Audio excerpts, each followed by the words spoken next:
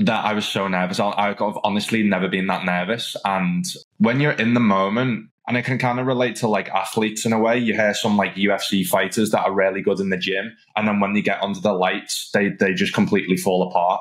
When you've got that pressure and you're not used to that pressure, which you obviously you are used to that pressure, it was to actually think straight through hands was actually pretty impossible, to be honest. There's a famous quote, I don't know if you know of it, but it's Mike Tyson who says, everybody has a game plan until they get punched in the face. Right.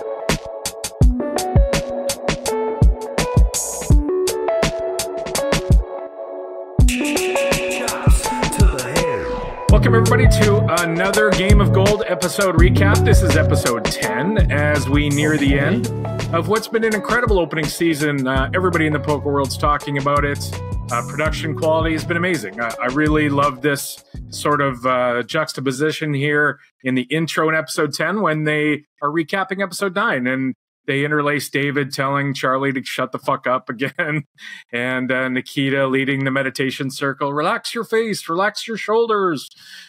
Just totally stark difference in the team spirit in these two rooms that are now facing off. One of these teams, this is the losers bracket, remember? So one of Team Charlie and Team Nikita is going to go home as a result of this series of heads-up matches. Lukas is next up for Team Nikita, while David is looking to get some redemption here after his tilty performance against Josh. Remember, he shoved 75 bigs in with the dry ace. And at the end of the episode, we heard Lukas say they needed to target David, I guess, based on that tilty performance. Like David's sort of the weak link of this team. Who do you got in this matchup? Terrence, you go first.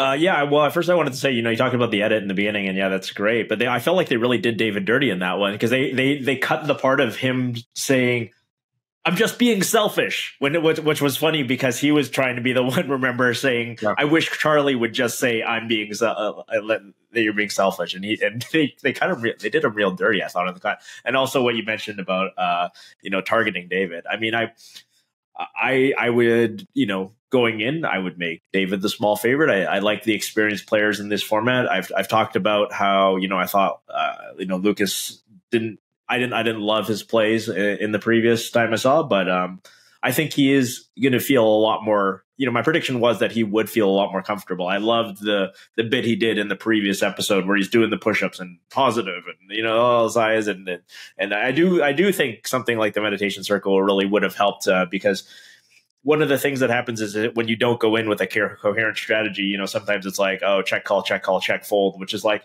there's a lot of ways to play no limit hold'em. That's the only one that's like kind of guaranteed to lose is to be a little passive and a little weak and heads up no limit. So I expected Lukas to have a better performance this time out.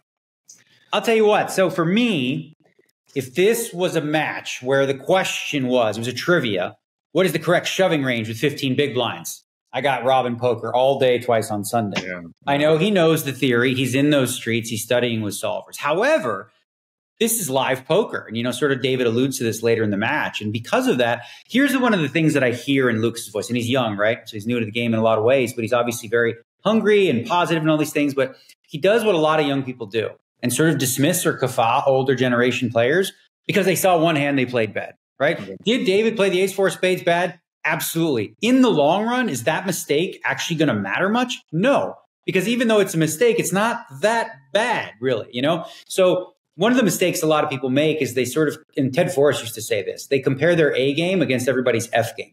And you're like, well, I'm way better than him because he did that and I would never do that. Well, but there's other things, that David does. And, David, I think too, like obviously he's going to come into this match knowing that he kind of let the team down, with that ace-4. He was tilted, as he said, he wasn't ready to play. So I would give the edge again to David just because of and again, like I said, online, on the internet, if this is, shove charts, I think even David would probably say that, he's going to be more technically sound, but in a one shot match for all the marbles, I would have had my money on David. Yeah, you mentioned his headspace, which I thought, it looked as though when he was leaving the room with his teammates that, he had the big blow up with Charlie previously, but it looked like that was now water under the bridge. It seemed like David was in a better headspace to go into this match, or as it turns out, these matches, because he gets two of them. Yeah. All right, on to the match. First hand, we see Lukas. He goes huge on a flop. He with a pot-sized bet on the ace 8-7 flop. And Charlie is like, that has to be a misclick. It's just not even in his world that somebody would bet full pot on the flop. David calls and he turns a straight with the 6-9, and it goes check, check. The river is another 10, pairs the board, so it comes 10-10. And David checks. Charlie initially hates the check, but later, actually, and this is what I love about Charlie. He explains that he was wrong and Lukas should have a lot of 10x in his range. And then Lukas goes super thin. He bets 200 into 300. Charlie hates it. Thoughts on this bet, Terrence, from Lukas here? Yeah, I think it's probably fine to bet an 8, just probably not for this size. I think when you're betting 200, you're sort of kind of repping a 10 here, and it seems like it's like a 10 or it's missed like 6-5 or something like that. It certainly didn't feel like an 8 or maybe even an ace. Like it feels like weird. It's also weird to check an ace and play an ace this way. So yeah, I'm on Charlie here. I mean, I think I don't love reopening the action by say betting 80 into it because you got a player like David who's very capable of getting creative. Well, now you put yourself in a tough spot. So I probably would have checked back, but I don't mind going for thin value, especially since we've seen quite a number of hero calls, and we're going to end up seeing more hero calls as goes. And when people are really willing to hero call you, you should go for thin value. Yeah, this is like, I mean, I know Terrence, of course, is the thin value guy because he's a limit hold'em guy, but I was like, this is not a spot to do it at the. I really don't think there's probably any room to bet 2/3 pot for him here with any of his hands, even his value hands. It's like, I don't think it's a thing. I mean, I think when he looks this one up or whatever, and I haven't, but I'm, wondering. So one of the key issues, and Charlie mentions it, is you have an 8 with a king kicker, but you don't have a king kicker anymore.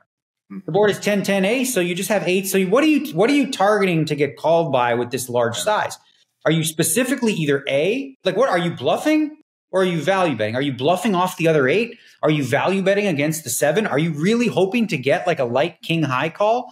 In addition to that, another important factor is you check back the turn, bro, and now you're going big. You know what's going to happen to you sometimes here? Some spoiler, some Nikita in your face, eat some of that cap range shit. I'm going to raise you, right? So it's like, it's just a recipe for disaster, I think, going big that thin in this spot where David can have a 10. David's, so you think about the midpoint of the calling range, right? David's going to probably call him with an ace, definitely going to call him with a 10, obviously going to play anything better. Well, what worse hands are you going to get to call here? Just the 7? That's way too thin, I thought, especially for that size. I mean, you could make a case for, and Josh did this against David, a lot of it wasn't shown, but you could make a case for a really small bet to induce, David to raise because you want him to raise. But to bet big here, I thought was pretty significant mistake personally. Yeah, Charlie mentions that Lukas can have a lot of 10x, but also David can have a lot of 10x because calling the flop, the 10 is connected to the 8-7, so he's got all these potential straight draws where he could have made runner trips. So I thought it was David's got a lot more 10s in his range here, it seems. Yeah. I think this used to be called the triple range merge back in the day. Yeah, that's what it feels like, the triple range merge. It's like, are you value betting? Bluffing is like, I'm finding out where I'm at. I don't know.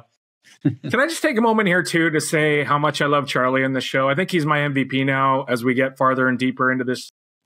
He's a stream of consciousness guy. He's really smart. He's funny. He's pumped up. He's a cheerleader. He's just great for the narration of the show, right? We don't have a narrator. We're inside the rooms, and some guys are quiet, some girls are quiet, and some guys are great, like Charlie. I don't know. Am I the only one? What's that? Yeah, absolutely. I'm really glad you brought that up, Adam. I think that's a great point. Charlie, you said stream of consciousness, but Charlie's been the guy. If you just wanted to have, it feels like you've just got a buddy in the room who's a high stakes crusher, and he's just talking about this, because he's always talking about who's got what cards in their range here, and who's who's got range advantage on these boards. Fedor's doing it a lot too. But it's certainly on this side of the bracket, Charlie's that guy. To both their credit, I feel like they both do it without a mocking tone. They're not doing it to be like, look how much better I am than you guys. Ha, ha, ha. Look how stupid they are. Because that's often what you hear, right? when people watch poker, like, how bad is this guy? How terrible is this? That's not what they're doing here. They are critiquing mistakes when they see them, but they're giving logical reasons for it, just like we did here in the hand against, with Lukas here. Yeah, and a perfect example of that is, oh my God, that full pot bet is terrible. I can't believe he did that. To, I think that's a misclick, right? Yeah, doing it with emotion, right? Like, so it's both, right? So it's like the analytical mind thinking, and you're hearing it churning, and you're hearing all the stuff that's coming into his head as he's thinking it. But also there's the emotion that's caught up in, like, my teammates are playing, I'm vested in this. So it's the best of both, really.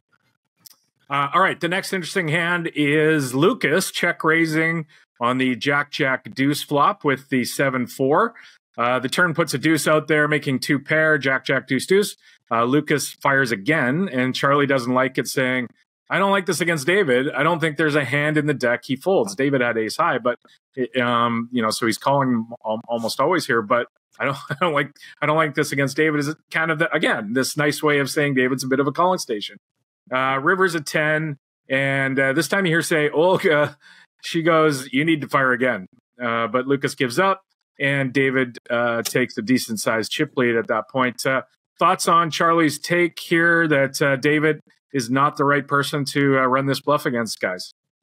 I'll say, like, first of all, I'll admit, like, I don't really know this spot that well. I know that when you have these paired flops, you do check raise a lot of these sort of 3 flushes that are semi wrapped around this, but I think you're supposed to do it at a low frequency. And most of the time, like, I think with the 7 high, you can just check fold this flop a lot of time. That would be my guess. And then, like, once in a while, you throw some in there with maybe when you've got like 9-8 or a little bit more backdoor stuff. I feel like check raising in these spots got super popular about 8 or 9 years ago, and now it's just like, let's go let's play chicken essentially every time there's a paired board. Like, hey, you don't got it, I probably don't got it. Who's going to stop putting in bets? But yeah, when the board double pairs, I think Charlie's right. People love to hero call with the ace high. It seems like it's really hard to get them fold on that double paired board. And so I don't know what the right theory thing is, but I'm totally cool with Lukas Robinson shutting down on the river. Yeah, so the good description really of the paired boards, it's like when you think of a war, that is the trenches, right? Like you said, nobody probably has it. Who fights? Who's a fighter? Who's a coward? Who will go for these pots and who will not? Against the fighters, the ones that might fight harder than normal, you probably need to have it a little more often, right? And I think what happened was, and you hear Lukas mention it later in his post game, thinking that, he thought David was going to play tighter. So he had a wrong read on David, because David, make no mistake, is a fighter. He's sticky. He will fight for pots. You're not getting him off an ace high. You're going to have to show him a jack, right? He doesn't, the deuce pairing on the turn, you would think like, oh, okay, well, now Lukas can represent the jack or a deuce, but also David can still have the jack or a deuce. And also, because David has position, if David has a jack or a deuce, he's going to play it exactly like this. He's just going to call the check raise. He's just going to call the turn. He's going to put you to the test. Do you really want to waste more money bluffing me off and, in a spot like this? So I agree with Charlie's assessment here that, when you pick a customer, you need to pick a player who's like fit or fold, right? Somebody who's a little more, transparent and like, oh, well, if they call this check raise, then they have to have something. And if they call the turn, they always have a full house. That's not David. So it's a little presumptuous. And you talk about for low frequency, you do it with not 7-4 hearts really ever. But you would do it more with stuff that has, like you said, the backdoor 3 flush 3 straight, like the queen 10 of hearts. That's a reasonable one, or 9-10, something wrapped around the jack a little bit. But yeah, he was going aggro, like he said it, in the pump up room. He's like, I'm going aggression. Fuck patience. I'm going aggression. So that's how he approached the hand. And we move on to the next hand, and it doesn't appear that he learned his lesson at all by the previous hand. He tries it again. This time he tries to 3-barrel the 5-3 on the queen, jack, ace 10 board. After the flop at Olga's, she's like, he's a calling station, Lukas, remember that. And Charlie says the sizing in the turn and the river stinks like a bluff. In the post-hand interview, David alludes to a live read, almost saying it was like, he said, I think he almost wanted to say it was an easy call, but interesting spot, right? I mean, Lukas bets the river, and David makes the crying call with the queen with the one-liner out there. But I guess a bit of a problem there is what kings does Lukas have here that he doesn't raise pre-flop with? I don't know. What thoughts on that hand, Terrence? Yeah, it's hard when you. I didn't like this. So there's a couple of things they showed. They did the close up of Lukas's big swallow. I mean, you see his Adam's apple move about 4 inches there when he makes I think it's the flop bet. The problem is he doesn't raise pre. This is a limped pot. Yeah. So this is really weird. Like, does Lukas? It's all Broadway cards out there. He's not raising any of that stuff. You have to have a Broadway card to connect with this board. So when you're 3-barreling this, it feels like really tough sell for me. And yeah, sure, maybe he's got some strategy for a balanced strategy, but it just, I think to an old school player like David in particular, it makes it a lot less believable that you have a piece of this when you bet 3 streets without raising pre, I think. I think Lukas kind of got a little unlucky with the way the run out came by the river, because it's like, so let's say he takes the stab against Sticky David, right? Well, David can have a lot of hands. So you're like, all right, well, maybe I'm just done, right? Well, now the ace comes. So you're like, oh, shit. Well, I limped. I could be trapping. He probably doesn't have as many aces. Maybe he raises those. So I gotta fire one more, right? Because it's a good scare card. And you're like, oh, okay, shit. Now I'm really done, because, David's calling. And now there was a 10. So all your king highs that you would have bet flop and turn with, which was a decent amount of, like all king littles, now you're like, oh, shit. Well, I have to try to bluff David off a queen, an ace, or potentially a jack. I don't think he's going to do that, right? The thing is, when you're David and you have queen 6, like for let's say there's no live reads, this is an impossible call. It's really, really difficult call, because you just beat nothing. You beat like 9-10, 8-10 that chose to bet turn with a double gutter and just said, okay, well, I don't think a 10's good. You beat random, like just goofy, 5-3 suiteds or whatever, but like there's just so much there that you lose, like that if you weren't behind on turn, that you just got beat on the river, right? So when I see this hand and I see David finally make the call, and listen, David's sticky, we know that. David makes these, he's not an easy guy to bluff, but like in this case, I don't think on paper, like if you just read the hand of David, he's ever calling here, but he must have had, some kind of a read that swayed him, because like he said in his post game, he's like, just the body language thing that I got kind of made it an easy call. There's nothing easy about this call. But the fact that he says that, tells me that it was 100% live read. One quick comment on what you said about Lukas and the run out. It's totally true, right? Like all your reasons is like, well, my hand just kind of, these scare cards keep coming and my hand is still 5 high. So I guess I should barrel. But that's how your like frequency just ends up being just totally skewed, because if you're doing it with 5-3, you're probably also doing it with 6-3. If you're doing it with 6-3, you're doing it with 7-3 and 7-4 and 5 deuce. And like you can have so many hands that your error to your ratio of error to value is just like completely blown out of proportion. And so, yeah, that's one of those things that happens when that's kind of your early consideration. Like, yeah, you got to shut down sometimes, unfortunately. It kind of reminds me, Terrence, when we used to talk about limit hold'em hands 10 years ago, when we'd always say, we always underestimate error, right? It's actually like 15 or 20% error. That's right. Dan Harrington said it about No Limit in that book. It's just 5% that it's just completely nothing you ever had in their range at all. Yeah, that's also like at least 15 or 20 years ago, guys. Oh. All right. Thanks for making us feel bad. All right. We're going to move on. David is in complete control of this match. He's almost got a 3-1 chip lead, and he sets a nice trap here with ace jack. Lukas falls into it and shoves with pre-flop with the queen 7 suited. And Charlie, look, always being the guy in the room saying great stuff.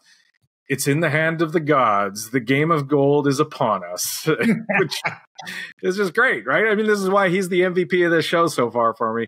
It's a wild run out too. The hand actually is pretty exciting for an all-in pre-flop. David flops clean with the ace high is good on the flop. Lukas turns a queen, but the river's a king, giving David a straight and putting Nikita here in a tough spot where she now has to come in, bat cleanup, and win 2 matches, or their team is going to go home. Tanya, you had a chance to catch up with Lukas, talk about his experience on the Game of Golds, and let's cut to that now. All right, super excited to be joined by the young gun, the up-and-comer, Mr. Positive himself, a sort of breath of fresh air on the show, always bringing the positive vibes. Welcome to the podcast. Thanks for joining us. You prefer Lukas or Robinpoker? So in poker, everyone calls me Robin. I done it to myself. So I get Robin from obviously my surname Robinson. So I'm known as Robinpoker, and everyone in poker calls me Robin. So I say you call me Robin because I call myself Robinpoker, but you can call me Lukas as well. It's funny you say that because when I do the show docs, half of it is I say Lukas and then I say Robin, and I'm like, which one are we talking about? Oh, I have to be the same guy. Right. So, you were a lot of fun, like I said. I think for me, honestly, and, this just one of the funniest moments was early on when, you're there with Nikita and you say to Nikita that, well, I mean, you obviously have an edge against Jungle. Was that real, or were you just trying to pump her up? Or did you really believe that? It was just about being positive because I felt like you saw Olga in the second round of how negative she was, and they were both very negative. And I kind of was too. I didn't show like Olga was trying to explain. I think she explained actually on your podcast. When you're one of the weaker players on the kind of show, as one of the weaker players, you need to be on a good team to try and get through the show. So that was my strategy, to try and be on good teams. And in my opinion, I was on the weakest team twice. Right. So your team, obviously, in the first round was hands down, obviously, the best team. And mine was the weakest team. And that includes me, though. So when we're going into it, I'm like, I've got to remain positive. I can't go there. If I go in, this is what makes me laugh about all the comments on it, right? If I go in and go, you have no chances against Jungle. Like, what good is that going to do? But it was obviously trying to be positive. My thing was as well, because I'm quite young, I don't really know Jungles much from the heads up days. I know him more as like the mixed game guy, live poker. So in my mind, I'm going, well, if Nikita's plays more online, she's then going to play more heads up. But I didn't really know at the time that Jungle is one of the heads up goats. So it was kind of funny watching it back, to be honest. I assume that was the case because you sort of mentioned, like, I don't know how much he plays, right? So you're a little bit younger than, some that would know Jungle as an end boss of all end bosses who has played super high stakes and, of course, the legendary match against Tom Dwan and whatever else. So yeah, Jungle's an end boss. And you hear Nikita say, he's like, bro, I mean, thanks, but let's not go. What I should have done was I should have been like, listen, the edges are very slim. Even against Jungle, we're going to have a good chance. But yeah, obviously, the way it came out, I was kind of laughing watching that back. And I kind of forgot that it happened. It's so funny, some of the things that you say on the show. Like me doing push-ups and the thing with Olga, because it was a year ago. I completely forgot that was coming on the show. Yeah. So, there's sort of been a lot of talk. I read the Twitter posts and whatnot, and a lot of talk about, nerves and you being nervous going into this. You're obviously a guy who streams poker. You're in the streets, you're studying a lot. Was there an element of that when you're talking about being under the lights and cameras and up against all these, legends? Yeah, it's that's why I wanted to come on and do podcasts, and I want to do actually YouTube content of my own and just explain, when you give context behind it. The youngest on the show by far, I was 24 at the time, not really played much live poker at all, never been on a live TV table. So then you're flying all the way to South Korea. By the way, I was only being a pro at this point for 2 years, hadn't done loads of study. So you're flying all the way to South Korea to be on a TV show with idols such as yourself. And you and Fedor Holt were my two kind of biggest idols growing up that I watched that got me into poker. So then I'm playing on a TV table, on a TV show against you. Maria Ho obviously is probably one of the best women's players of all time. And then Yo Viral, I know, is just a super high stakes end boss. That I was so nervous. I've honestly never been that nervous. And obviously some of my plays, you can tell the nerves. I'm watching it back, and obviously I've improved massively over the past year. I'm watching it back, going snap call, call, don't fold. But when you're in the moment, and I can kind of relate to athletes in a way, you hear some UFC fighters that are really good in the gym, and then when they get under the lights, they just completely fall apart. That pressure is something that obviously a lot of the chat pros I've kind of never felt. When you've got that pressure and you're not used to that pressure, which you are used to that pressure, it was to actually think straight through hands was actually pretty impossible, to be honest. There's a famous quote, I don't know if you know of it, but it's Mike Tyson who says, everybody has a game plan until they get punched in the face, right? Yeah. Like I would imagine that you were probably one of the most prepared, guy who plays online, grinds and all that stuff, and you're in those streets right now. But yeah, so you combine those two elements. I want to fast forward a little bit now to, another moment, in the back rooms, and you sort of touched on it a little bit, being Mr. Positive, you're telling Olga, you're like, come on, you got to have faith in yourself. You got to believe in yourself. Back with, I do believe in myself. I don't believe in the team. And you're kind of like, ouch, that one stings. And then, you're like, I wouldn't say tattletale. You tell Nikita right away. What was the thinking behind telling Nikita right away that she said that? No, we were just having a bit of banter. Like, people have got to, again, context. Me and Olga were in the same team for the first round. We spent time outside of the show getting to know each other. So you can see I've always got a smile on my face, even when I'm telling Nikita and Olga to F off. Like, it's said in jest, right? So when obviously Nikita comes in, it's just where I feel like we're just having some like fun banter. We obviously, at this point, like, you do forget that the cameras are on. But at this point, I'm just trying to be entertaining, trying to play around with Olga, because I know what Olga's kind of like as a person. You kind of get to know, obviously, people when you're on the show. But then, yeah, obviously, I felt like, watching it, I felt like Nikita was the older sister. I was like the middle brother, and Olga was like the youngest sister. And it was like me and Olga going back and forth as the like two youngest. And then Nikita comes in as the older sister and goes, right, enough of that. Let's meditate. Let's get in the zone. Yes. That's interesting you say brother, sister, because I think a lot of people, when they saw you there with Olga, they saw the singing. So like the question is like, does that usually like, is that part of your game with women? And does that ever work? You singing to them.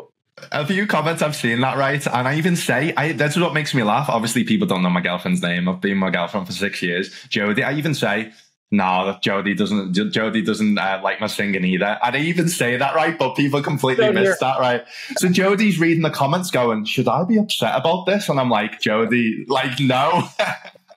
So it was actually quite funny. But no, I mean, I haven't been with my girlfriend for 6 years with my singing, to be honest, no. That's the thing. I think a lot of people don't realize the dynamic, so that makes more sense. Brother, sisterly kind of jabbing back and forth. So yeah.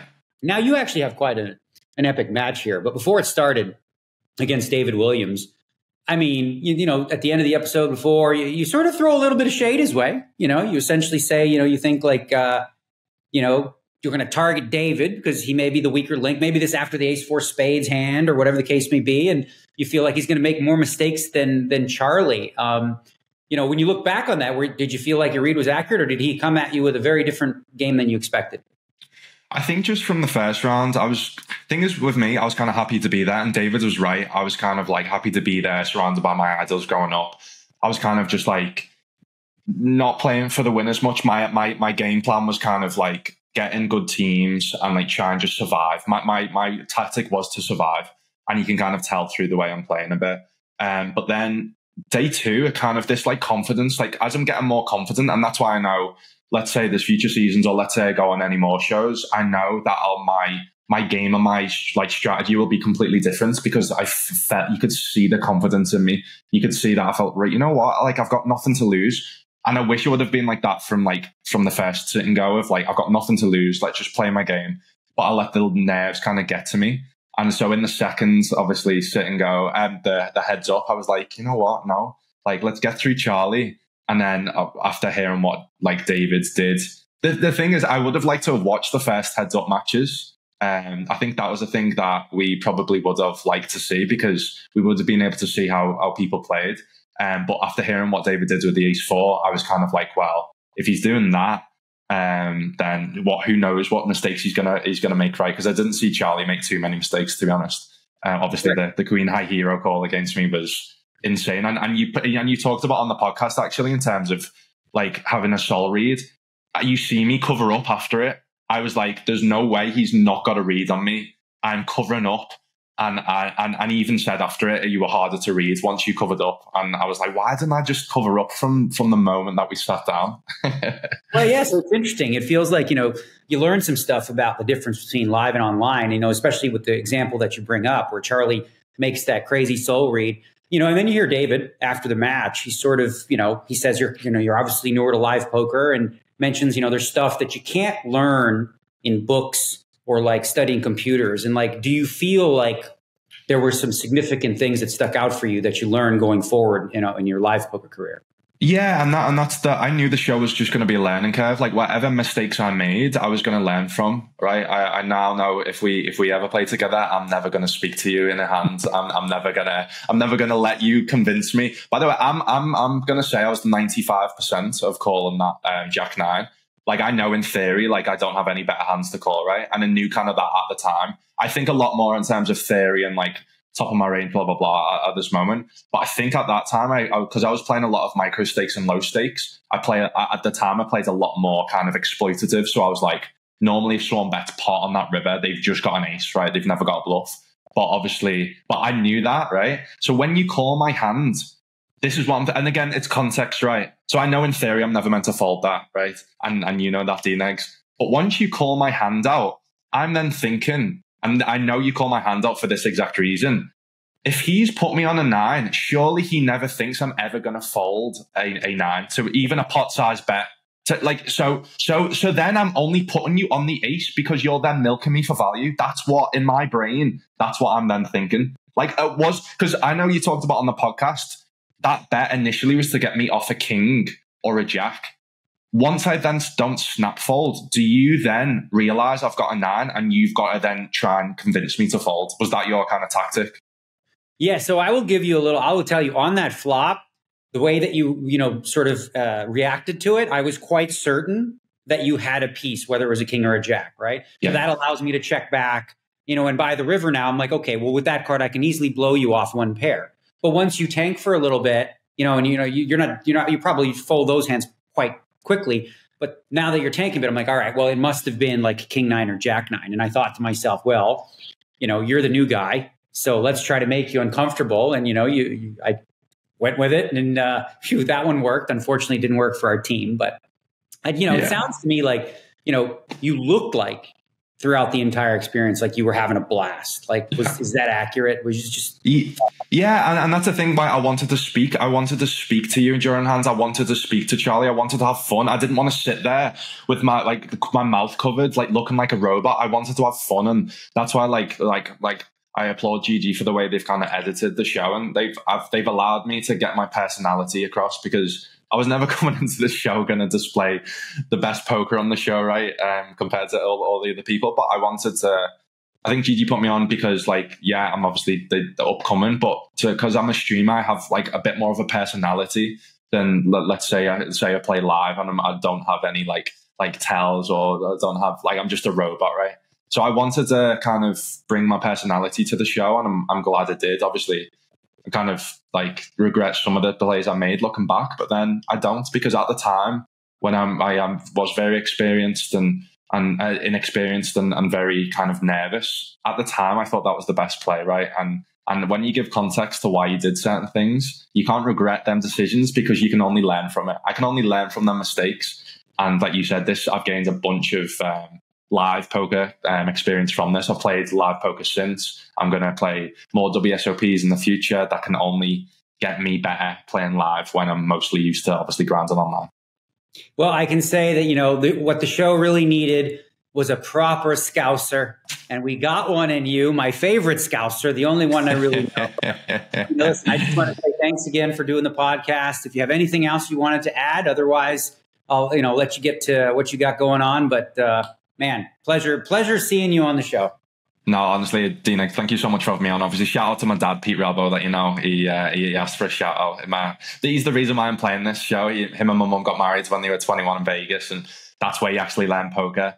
And then I've actually got a funny story. It was like a yearbook when we call it primary school in school, when we were 11 years old, when you're leaving to go to high school. It said, what do you want to be when you're older? Bear in mind, I'm 11 years old. It says professional poker player. Wow. So since 11 years old, my dad's kind of always convinced me that this was going to be the way. And I never thought I'd be on your podcast. I never thought I'd be on a TV show, poker TV show, playing with the likes of you, Fedor Holt, some of my biggest idols. So thank you for having me on. And it was a pleasure. It sounds like it was in the cards from a very young age. And, you're doing what you love. It is your passion, and it really shows through. So again, thanks again for being on. And we'll see you maybe for season 2. See you soon. All right. Thanks to Lukas for joining Daniel there and catching up and give us a little bit of his insights on the experience on Game of Gold. All right. So back to the matches. Nikita, as mentioned, she's got to come in and win a couple of matches. She comes with all the pressure early, and she seems calm, up for the challenge. She said in an earlier episode that heads up is her specialty. Remember where she was talking about that? And we kind of see why here. She starts firing away some of these check raise bluffs. They're just totally nasty. The first hand we see Nikita showing off her heads up skills where she's got queens. And she plays a bit of a tricky line here, checking back on the ace 10 flop and then raising David when he bets the minimum on the turn. David has nothing. He's got king high, and he 3-bets right in her face on the turn. Not a play you see every day. Nikita makes the call, to her credit. She makes the tough call here. The river's the jack of diamonds, completing the backdoor flush, and David now goes big on the river. Charlie says, no way she can call when the river brings a flush, right? Because some of the hands that David can make this check raise bluff on the turn is with a flush draw, and the flush gets there on the river. But Nikita finds the call right at the buzzer. Thoughts on this call here, guys? Does she beat anything? What does she beat? Like, obviously, she beats the hand that David has, but again, more air than we think. But thoughts on the hand? Holy shit! This was the hand of the series, right? Yeah. Like yeah. I think we all agree on this. We're 10 episodes in. We've watched a lot of poker at this point. Man, I was on the edge of my seat. Like I had to go attend to the kids and put this thing on pause. And I was so mad because I was just like, go back. And it was like, as soon as I'm done with what we're doing, I get to come back and find out what happens. I was on the edge of my seat the whole time. And the whole time I'm thinking, what do I do in Nikita's spot? Okay, I can see the hands, but what would I really do here? And the first thing I was thought of is, okay, where are we in our range? Okay, so the turn is obviously the really fun, tasty part of this, because David comes, instead of checking, he min bets. And everybody kind of agrees, I think, that Nikita's raise is right here, because it's kind of like, I've said this previously, when you're facing a min bet, you can almost treat it like you were facing a check, right? Because somebody's betting 1/7 of the pot or something like that. You can almost treat it like a check.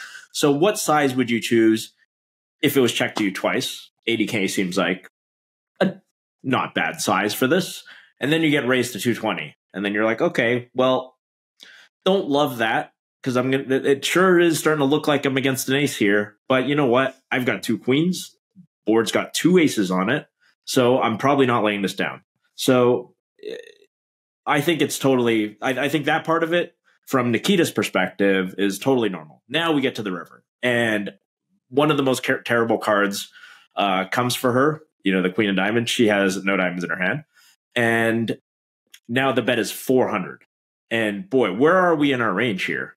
Not real high for what we've got. Even though it seemed like a kind of an automatic call, we're going to have a lot of aces here. We're going to have a lot of flushes ourselves here, and we don't have any of those. We got queens. It's kind of close to the bottom range. So on that part of it was yelling fold to me. On the other hand, if we just said the turn was just like check 80K 220, bet the river at 400, maybe you can find a call here. Now, what I'm thinking is with this sizing, and maybe Nikita's thinking this, with the sizing and with the action, David maybe doesn't actually have this many flushes, because it is an unorthodox line. Charlie says she can't call because the flush came in. And I'm like, David's aggressive, but it's a weird thing to do. Like, why wouldn't you just see it for cheap if you've got a flush here? And see if you make it there, and then you can go for value if you've got it. And Charlie says, interject real quickly on what you're saying is that I do think in some cases, if you had like a 5 high flush draw, which is just a bad hand, you're like, all right, maybe I'll just bluff at it, because you can't get any more money in this hand if you make the flush, because if you just call the raise, you're checking the river, and then so maybe I think that is a good point. Yeah. But if you have maybe like a little more equity, if you've got, because a lot of times with your bigger flush draws, you are also going to have, you're going to have, some more stuff with it. Sorry. But Charlie comes out and says, how can she, there's no way she can call. What are her bluffs? Well, turns out this is one of the bluffs. It's King 6. Yeah. And so it's not always just the bluffs that you kind of expect people to have in range. And Charlie does fall into this trap. He he's like a levels guy, I think is a good way to say it. Like he's trying to get in your head just to get to the next head. But when you're one of those guys and you kind of misread somebody's range, which I think Charlie does here, that's the call. So Nikita says, you know what, like he doesn't have a flush. There are so few full houses here. If he had an ace, isn't he a little worried? I had a flush, and he finds the call. I actually didn't think she was going to, but I was cheering for her to find the call. I'm going to be honest. I was, no disrespect to David at all. I was 100% on Team Nikita for this one, and the reason is partly it's a bit of a redemption arc.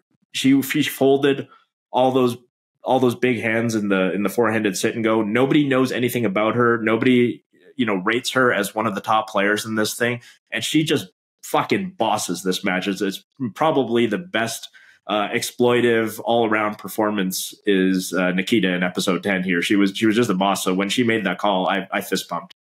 Yeah, I mean, and you hear, and it's funny to me because like David's post game, he doesn't know the hands yet, and he flat out says like, I don't know, either she just made a lot of hands or she outplayed me. David, it was the latter. It was the latter in a big way. Now, to this queen's hand, I thought there was a lot of interesting aspects to it because specifically her hand, like I think it's really worthwhile when you think about poker, like to figure out like how does her hand specifically affect the board as a good blocker, bad blocker hand, right?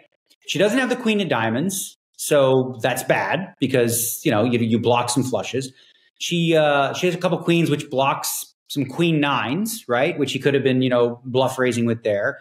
You block queen jack, which I don't think David has. I don't know if he's really going to just 3-bet there and then bet the jack.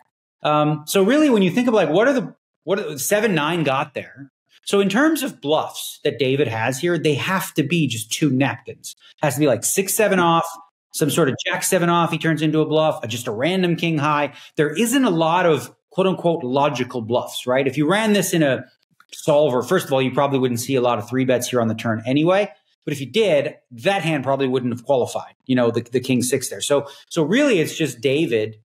I think David somewhat trying to exploit what he perceived as round 1 Nikita, right? Round 1 Nikita freaking folded ace queen suited, folded ace queen like it was nothing. So what do we know about Nikita? What does David go into the match knowing about Nikita? She's a big time overfolder, right? So this is why I think, he widens his range here, but she's one step ahead because I think she factors that in as well and goes, listen, I know my image. I know they're trying to push me around. I know this hand beats nothing, right? But as Terrence pointed out, which I hadn't thought about before, she probably discounts some of those flushes, like any flush straight draws or stuff like that. He probably just calls, but maybe just the small ones is about it. So hats off to her for really kind of like, it was a leveling war in a lot of ways. Like I think, like I said, I do think image-wise, David isn't going to make this play against Fedor or Kuhn, I don't think. 3-betting turn. I don't think he's doing that. I don't think he thinks he can outmaneuver. But with Nikita, I think he correctly read that her turn raise was kind of like a quote-unquote find out where you're at, protect my hand type thing, which he was right about. She didn't have an ace, so his read is good there. But, he also probably assumed that if he shows aggression on this card, how the hell can she call? But she found it, so you got to take your hat off to her. She did find it in that hand. She made the big hero call. But in this one, she goes above the rim and she brings the big, huge check raise bluff on the river. First, she takes one off with the 9-6 in her hand on the jack 7-5 2 diamonds flop. She's got a gut shot and a diamond working for her. David has top pair this time. He's got it. He's got jack 8. And the turn is a 7. So jack 7-5-7. Nikita leads. Obviously, second card is pairing there is better for her range. So it makes a lot of sense, this bet. The river completes the flush, and the straight gets there with the 4 diamonds. And Charlie says she has to go for a big bluff here, and it isn't going to work. Nikita decides to wave the white flag, we think, or does she? She checks, and David goes for some thin value here with top pair. And Nikita goes for the massive check raise jam for close to 2x pot. And Olga, so sexy, she says. Totally agree. Terrence, thoughts on this great hand too? Yeah. This is the one where David snap folds too, right? He doesn't even think about it. He tosses it. Yeah. 2x pot with jack 8 there. Yeah.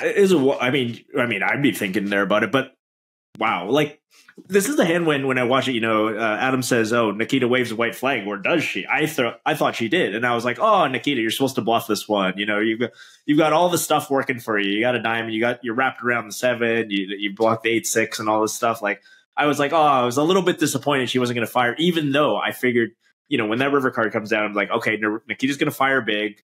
David's going to call. Pot's going to go to David. I was sure that was going to be the action. And when she checks, I'm like, okay, well, I guess she gets off cheap. Gets off a little lucky here.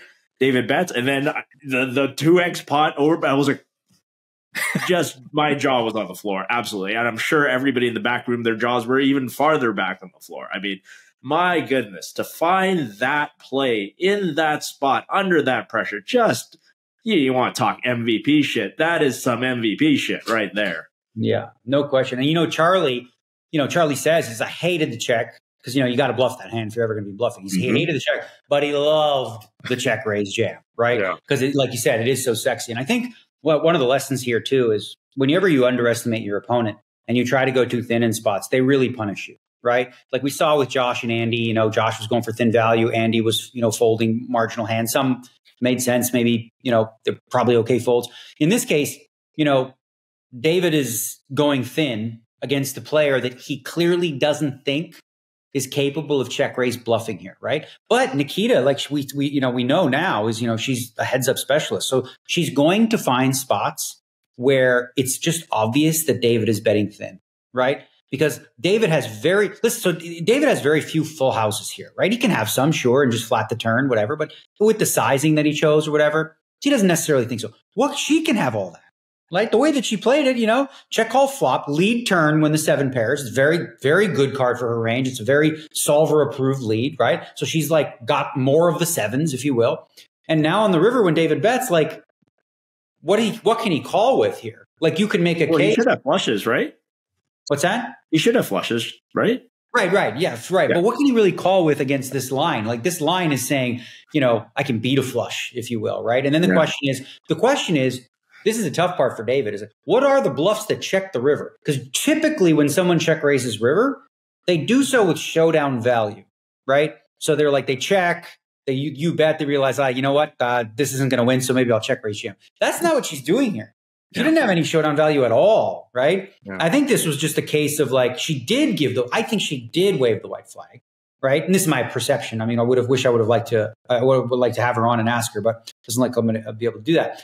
I wonder if she did wave the white flag. Then when David bet goes, wait a minute, this opens up a new opportunity. So think about that when you play poker. When you're making a bet, is this opening up the door for somebody who's crafty and shifty? And if you don't know this player well enough, you don't know what they're capable of, you're probably better off taking a page out of Maria Ho's book, which is the passive route, right? Like, I don't think she might. I don't think, for example, look, you saw Maria check back that ace king against aces earlier and everyone's like, what is that?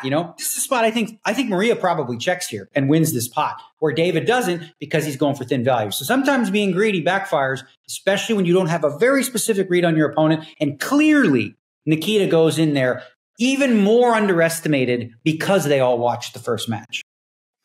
Charlie says he makes an anal bead reference, which I love for those of you who watch it, who follow the chess news. The little Hans Niemann reference. Anal her anal beads must have been buzzing. I thought that was great. Yeah, got a kick out of that. All right, from there, David, he is able to double up with ace 5 against Nikita's king 8. But she gets him with another big ass bossy bluff. David check calls on the ace, king, jack, all clubs flop. He's got king 7. And after Nikita bet with complete air, she's got 7-5 off, no club. The turn is the 9 of diamonds.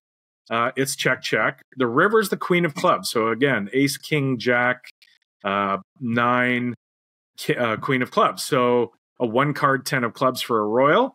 And Nikita raises to 600K. And you hear Lucas. David bets big, right? Which is weird. Yeah.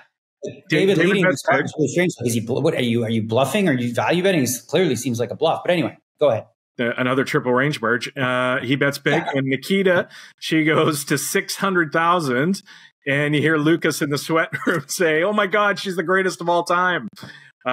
David folds and says, "Royal flush." And she replies, almost, and laughs. Yeah. Your little laugh. What is this? Like, what is this? Like checking after, like making this play after checking back the turn on this ace king.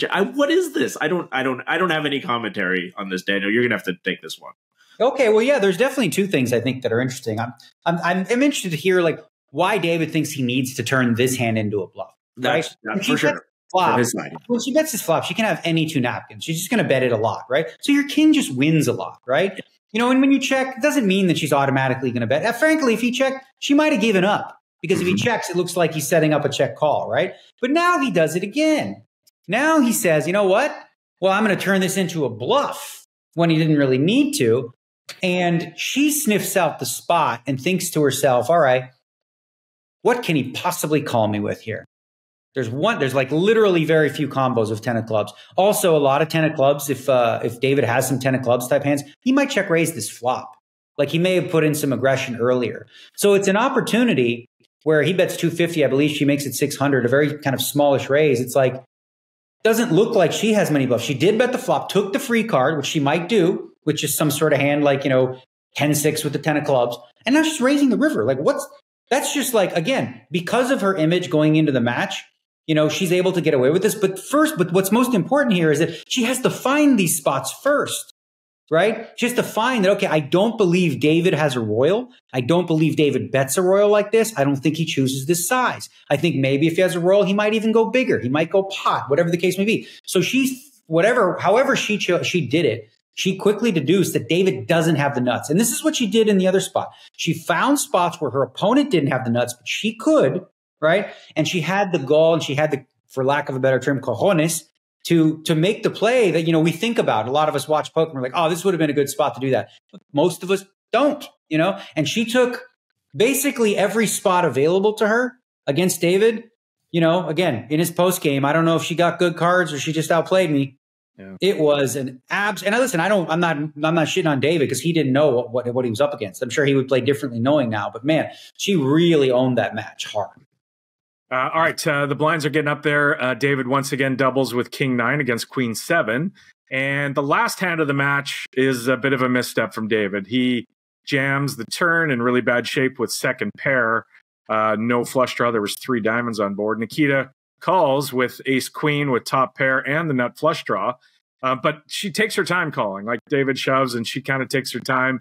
And David sees her hand after she calls with a diamond. What a slow roll. And in my head, I'm like, that's a nit roll. That's not a slow roll. Yeah, that's a nit roll.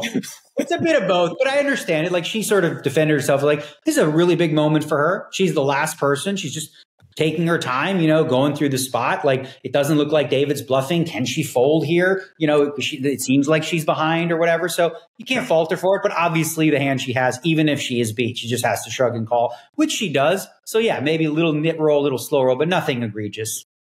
So Nikita takes this match down. I want to ask you, so we're talking about how great she played this hand, right? Or this match against David. Is she mashing buttons, or to Daniel's point, did she just switch her image around, use her image and change it around? Do we say this if David has an ace in that hand where she has queens? Like, are we still saying she played great? Like, I'm wondering if she just got away with it or her game plan was really sound. Terrence, what did you think? Yeah, I mean, sometimes it absolutely blows up in your face when you make these big bluffs. There's no question. Nobody runs this. She ran very good in addition to playing very good. There's no doubt about it. Like when, her reads were spot on. But as you said, like, David could have had an ace in that hand and maybe just decided to play that. It would be unorthodox, but that David's not exactly a by the book guy. Could have had an ace, found a hero call. He could have just had a full house. And boy, does she look silly then. Yeah, so she ran good. That David really never made the hand. She bluffed him pretty solidly off of top pair by making a monster play. But for the most part, David didn't exactly get hit by the deck here. And if he did, he would have probably won the match. And that's the way poker goes. But poker is just all about maximizing your opportunities. Daniel pointed out, like, she took advantage of these spots where she figured out in 60 seconds, by the way, that her opponent couldn't be nutted and blasted at them and used her image and said, nobody knows who I am. Nobody thinks I'm capable of this. And with everything on the line, with her whole team riding on her, has the guts to do this. And it's a thing, right? Team captain, last person, anchor. I lose, we're done, we're going home. Nobody expects us. Nobody believes in us. Just pull the trigger on bluff after bluff after bluff. Like that alone is super admirable, regardless of the results, I think. I tell you what, so you look at this and you think, David's been around a long time. He sort of earned the nickname old time legend, But when you look at the matchup, you assume that David has more experience, but I doubt very highly that's the case. Nikita mentioned specifically, she is a heads up specialist, right? So she's seen these spots. She knows what to do in these spots. So to the casual viewer, we may have no idea who Nikita was before. Everyone knows who David Williams is, right? But, it's probably likely that from a poker standpoint, forget about the live stuff, she was probably a favorite going into that match. You know what? Maybe she did have an edge on Jungle. Right, exactly. Maybe she did have. I'm not going to go that far because that's a little nutty. But in this case, but it wasn't. It's now no longer as crazy as it seemed at the time. David is a player. He plays PLO. He plays all the mixed games. He plays tournaments. He's never really been a heads up, no limit specialist. That's not his forte. So he's playing poker. He's more likely to be doing some button clicking than she is, as it turns out. Her moves and her her logic and reasoning were sound. A lot of the folds, some of the folds, like early on, we didn't talk about it because I wanted to cut the show back a little bit, but early on, she bluffs. He bluffs her with a hand that he doesn't need to, with King Jack high, and she folds middle pair queen because she had the 9 of diamonds, which was a key card. So she just folds it. No big deal. Ho hum, right? So to me, as strange as it is, because online poker exists and because she can gain so much experience playing on the internet and stuff, and specifically in this format, to the casual viewer, they think, oh yeah, David's going to crush her. But as we saw based on the play, I'd love to see. It's like one of those. I'd love to see a rematch between those two, with David having seen that now and just see how they clash. Now that the jig is up, that she's a real player. So this sets up some fantastic drama, right? This is the losers bracket. Both teams have won 2 matches. We're down to the final player for each team to see who wins the match. The other team is going home. The match is now between Andy Stacks and Nikita. And we leave this episode with Andy. He gets lucky with the King 5. He needs a 6 on the river, and Nikita has pocket 6s. And he rivers a straight and wins a pot there. So that's where we end off with the episode. And Nikita, behind the 8 ball, she's going to have to work and come back here against Andy, keep her team alive. Thanks to everybody out there for joining us. And thanks to Lukas for joining us as well. And we will look forward to seeing you after episode 11. Okay, there's a lot of making fun of Adam here. I'm getting a little fucking sick of it, all right? Let's just fucking slow down. Trying to make fun of you. I was actually genuinely slow happy. down with the making fun of Adam. Taking the piss. You can do it occasionally, but just let's not go overboard with it, all right?